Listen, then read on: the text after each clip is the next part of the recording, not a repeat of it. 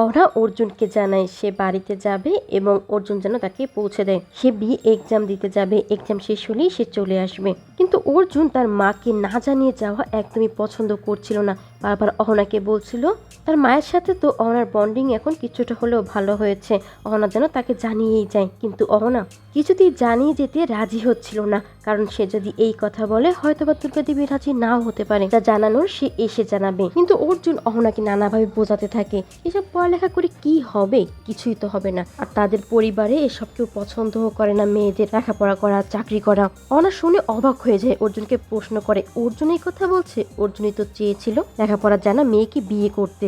কিন্তু অর্জুন তখন বলে হ্যাঁ চেয়েছিল, কিন্তু অহনা যেটুকু জানে সেটুকু যথেষ্ট সংসার সামলানোর জন্য।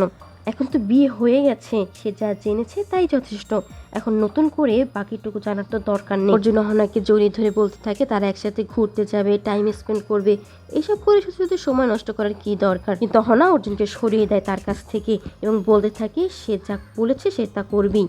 সে বিয়ে এক্সামও দিবে এবং পাশ করার পরে এমএটাও সে কমপ্লিট করবে। অহনা তার নিজের বইগুলো ব্যাগে ভরে নেয়। এরপরে সিনে দেখা যায় অর্জুন যখনই বেরোতে যাবে ঠিক তখনই পিসিমণি এত বড় ব্যাগ দেখে জিজ্ঞেস করে এত বড় ব্যাগে সে কি নিয়ে যাচ্ছে। একদিনের কথা বলে যাচ্ছে, তাহলে এত বড় ব্যাগে সে কি নিয়ে যাবে? নিশ্চয়ই বাড়ির কিছু জিনিস চুরি করে নিয়েছে এর মধ্যে। অর্জুন তখন বলে তার এরকমটা যদি মনেই হয় তাহলে সে যেন ব্যাগ চেক করে দেখে। অহনা অবাক হয়ে যায় অর্জুনের কথা শুনে, কিন্তু অর্জুন অহনাকে বলে ব্যাগ খুলে দেখাতে। অহনা কিছুতেই দেখাতে রাজি হচ্ছিল না, কারণ অলরেডি তাকে অপমান করা হয়ে গেছে। অর্জুন ও পিসিমণির কথাই অহনা ব্যাগ খুলতে রাজি হয়, কিন্তু পিসিমণিকে শর্ত দেয় যদি পিসিমণির ধারণা ভুল হয় তাহলে অহনার কাছে তাকে ক্ষমা চাইতে হবে। অহনা ব্যাগ খোলার পর সবাই দেখতে পায় ব্যাগের মধ্যে বই ভর্তি রয়েছে।